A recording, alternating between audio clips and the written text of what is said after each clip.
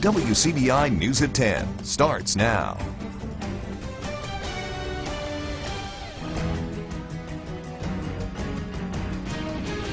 Good evening and thank you for joining us. I'm Selena Schaefer. We start this newscast with a story WCBI has been following closely since it first broke. A wanted murder suspect in Winston County has turned himself in and is behind bars tonight. Homicide suspect Kevin LaDexter Carter has been on the run for almost a week. He allegedly shot and killed his girlfriend, Angela D. Collier, on February 12th. Winston County Chief Deputy Keith Alexander says Carter turned himself in to a Leake County deputy. The suspect and the deputy are supposedly related. Winston County deputies went and picked up Carter without incident early Sunday morning. He now resides in the Winston County Correctional Facility with charges pending. Alexander says charges should be made in the upcoming days. An inmate arrested for armed robbery and burglary of an occupied dwelling in both Lowndes and Monroe County is found dead in his cell at the Wilkerson County Correctional Facility. Our sister station in Jackson, WJTV, says that 33-year-old Eric Hines suffered serious injuries during an alleged fight with his cellmate. That's what a preliminary investigation revealed, at least. Hines was serving a total of 20 years and has been in prison since June 24, 2002, according to MDOC. An autopsy to determine the cause of death is pending. No charges have been filed, and the name of the cellmate has not yet been released. There's no new details with the Kemper County Power Plant. Mississippi Power's Clean Coal Power Plant in Kemper County is at a standstill. The company didn't produce energy in the way they said that they would when doors opened, and instead produced it in a different way, costing more money. The original budget for the plant was around $2 billion, but it's over budget by a little over $4 billion. Mississippi Public Service Commissioner says that they're waiting to see when the company may come into the commission and make a filing. A very long process, and one in which we're very committed to combing through and ensuring that ratepayers pay nothing more than they have to pay, and pay for no mistakes, in my opinion, that the company made in the process. Presley says that they look to have a rate case sometime this summer. President Trump is conducting interviews to fill a critical role in his administration. Meanwhile, hundreds of people rallied against the president's travel ban. Roxana Saberi has the latest from New York. President Trump spent Sunday at his Florida resort meeting with potential candidates for National Security Advisor. General Michael Flynn resigned nearly a week ago after admitting he gave incomplete information about phone calls with Russian officials before Mr. Trump took office. This president has accomplished more in the first 30 days of this presidency than people can possibly remember in a very long time. Army strategist Lieutenant General H.R. McMaster, former United Nations Ambassador John Bolton, Acting National Security Advisor Keith Kellogg, and West Point Superintendent Lieutenant Colonel Robert Caslin are reportedly on the president's shortlist. The growing Islamophobia. In New York, thousands protested Mr. Trump's plans for a travel ban on people from 7 predominantly Muslim countries. Many people here say this rally goes beyond opposing what they call an anti-Muslim ban. They say they're celebrating the true spirit of America, showing compassion to people of all faiths and backgrounds. All of the diversity and unity here today should make a statement, not only to the White House, but to the world, that we love our Muslim community here in America and we're here for them. A federal court halted President Trump's first attempt at the travel ban. The president has promised to unveil a new, more specific executive order on immigration in the coming days. Roxana Saberi for CBS News, New York. And President Trump is expected back in Washington tomorrow. Well, it's now time to turn it over to weather for our first look with meteorologist Griffin Hardy. Griffin, how's it shaping up out there? Nice and easy for tonight. Alpha Insurance Skycam all clear outside in Columbus. Time is now 10:05. We're going to continue to cool down for the rest of the night tonight. Overnight lows in the low 50s across the region. 50-year overnight low in Columbus. No issues for tonight. Going to be remaining clear and cool for tomorrow, though. Daytime highs are going to continue to be well above average for this time of year. High of 78. Some places could see some 80s for tomorrow. And later on this week, I'll full look at your 7-day forecast coming up in just a few minutes. Selena? All right, Griffin, thanks for that update. Well, many don't know that February is Heart Health Awareness Month and that the time following a heart attack is almost as important as spotting the signs. According to Healthline.com, a heart attack survivor could start feeling better after a couple weeks, but it's important to not push too hard with daily activities. Gradually work back into usual routines so not to risk a relapse. Another vital part of recovery is rehabilitation. Cardiovascular rehab is a special program for anyone with heart disease, anyone who's had a valve replaced or has had a triple bypass surgery. Louisville aldermen will consider buying the Strand Theater this week. An item on the board's agenda for Tuesday night would allow Mayor Will Hill to start the process to make the purchase. Hill says that the city can be reimbursed for the purchase through FEMA. However, the mayor says that streets and drainage projects are the first priority to complete. The city will then address the cemetery and parks. If approved, renovations to the historic building would be further down on the priority list. Well, Saltillo's Main Street Association is kicking off the new year with a bang. The town's Main Street Association is putting a lot of work into marketing the downtown area. Recently, the Skybox, a local restaurant and sports bar, joined the Main Street Association. Locals say that there's a lot of positive developments happening in Saltillo. And we're very happy to bring them on board with the Main Street. Saltillo is really growing. It's a thriving town. We have a great community, great schools, and this Skybox joining Main Street just excels that, and we're excited to have them here in Saltillo. Saltillo has been designated as an official Mississippi Main Street community for nearly a year. Well, coming up after the break, see how some local pups are celebrating Mardi Gras. Stay with us.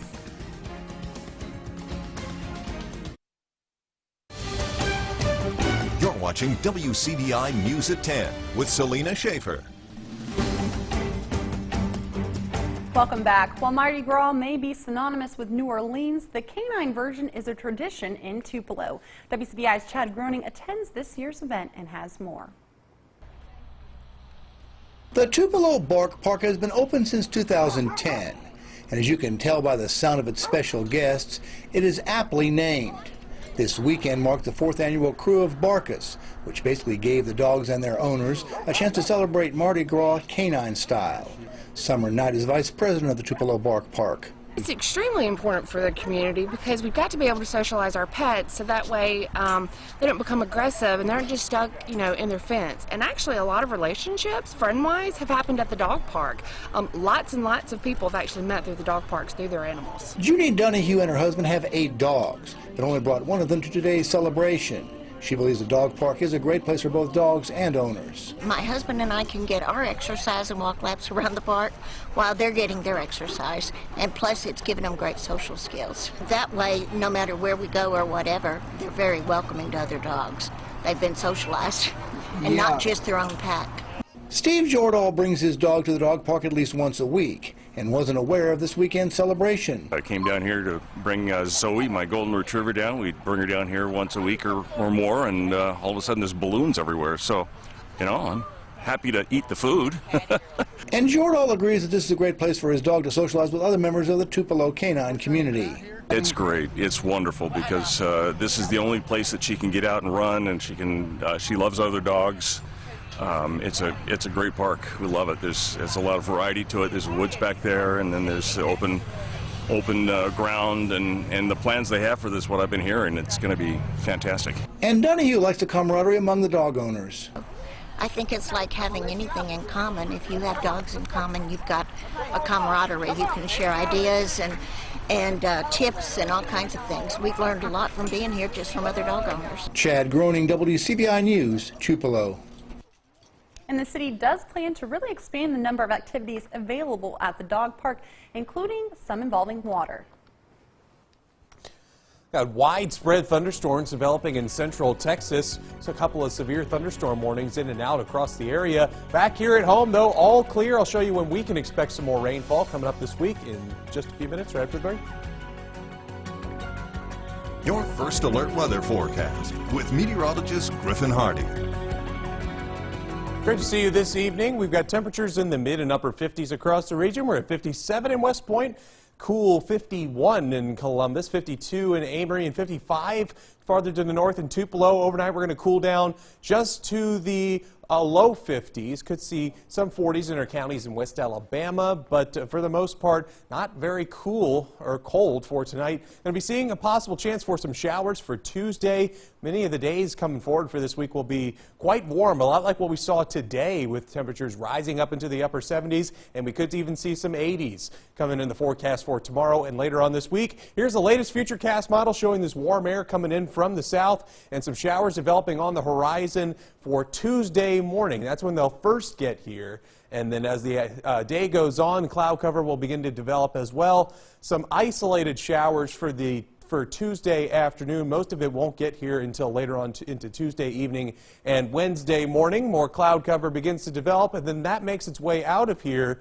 by Wednesday afternoon. And for your Monday, tomorrow, we're going to be seeing low 60s to start off the day, mostly sunny skies, but then clouds gradually begin to develop as the day goes on, getting into the upper 70s and possibly some low 80s across the region for tomorrow. Daytime highs in the Tupelo area, again, upper 70s, 78 in Tupelo, 77 in Boonville and in New Albany. And here come those 80s in the western portions of the Golden Triangle region, with partly cloudy skies and upper 70s farther to the east. And our counties in West Alabama, similar story, mid to upper 70s, partly cloudy skies to round out the day. Going to be starting off with mostly sunny skies in the morning. Here's a 7-day forecast.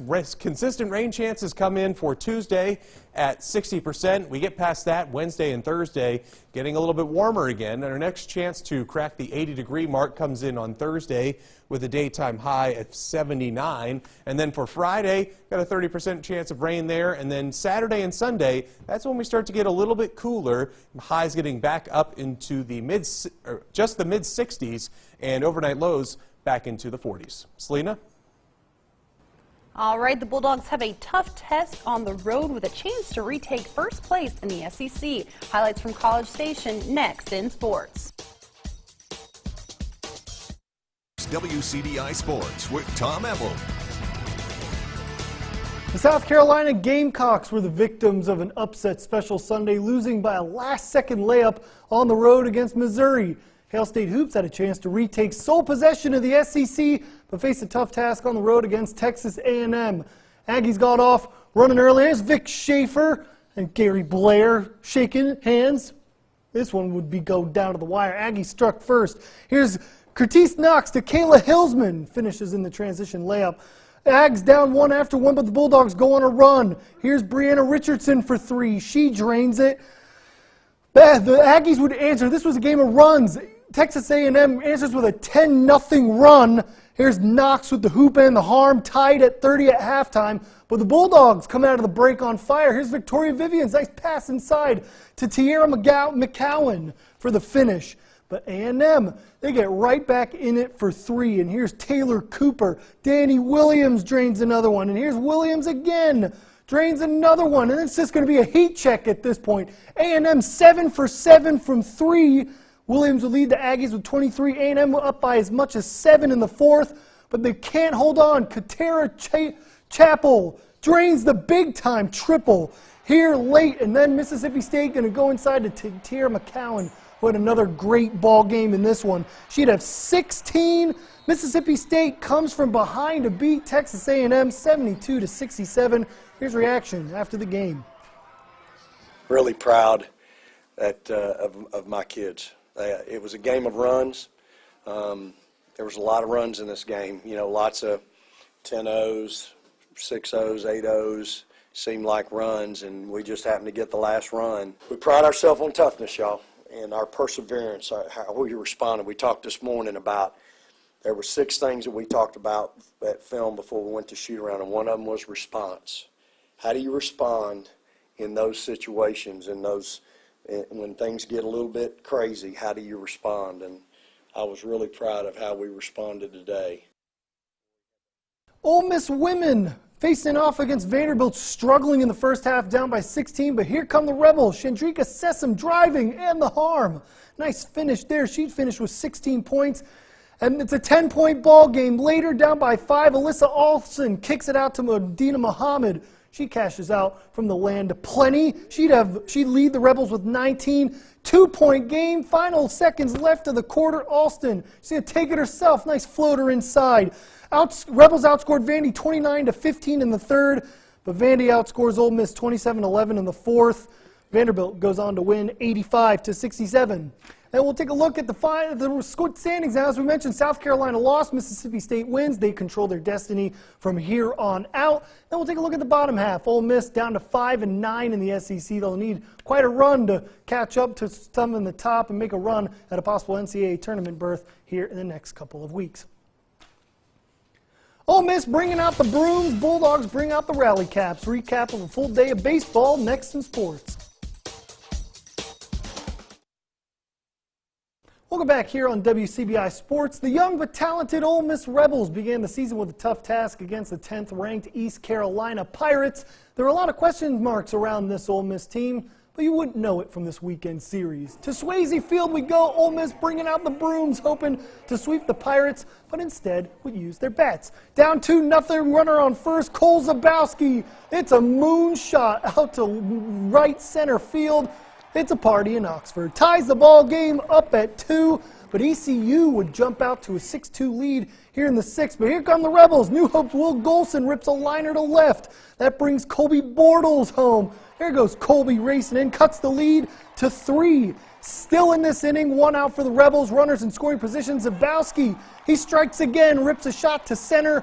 Golson and Thomas Dillard, they both come rumbling in for the score. It's a 1-run ball game. Ole Miss still trails, but they weren't done yet. Runners on the corners, Ryan Olenek blasts one to center. Zabowski scores. Gray Kessinger, come on in, young fella, rounding third. Play at the plate. It's good. He's safe. Ole Miss leads 7-6. They wouldn't look back. They'd add another run in the 7th. They come back to sweep ECU 8-6. Here's reaction after the game. Every win matters, especially in the conference that we play in, and it was really big to get that first series. This team is incredible.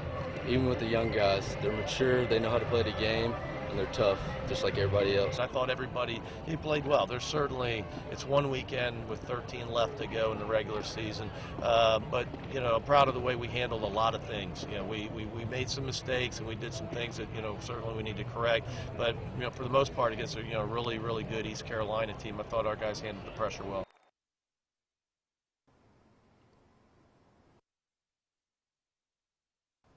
Bulldogs are in doubleheader action today, and well, unfortunately, I wish you could get to the highlights, but our playback system just doesn't want to watch Mississippi State highlights tonight. So in the first game of the doubleheader, the Western Illinois Leathernecks, that's who Mississippi State was playing. They played last night.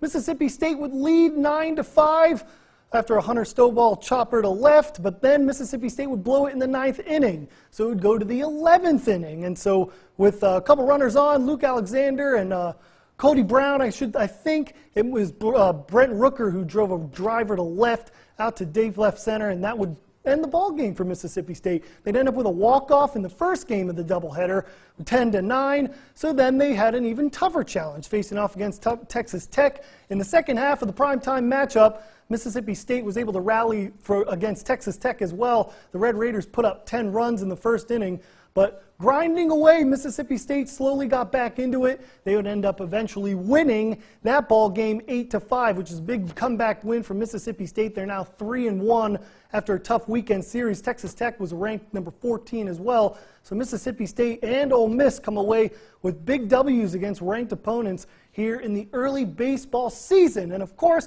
we'd have all these highlights and sound. We'd love to get it to you, but you're going to have to check it out on our website, possibly later tonight on WCBI, or check it out on Sunrise tomorrow morning. We'll have all the highlights. We promised Mississippi State, some reaction from the guys. It's going to be great. We'll have a great time. And that'll do it for your sports for this evening. Have a great rest of your night.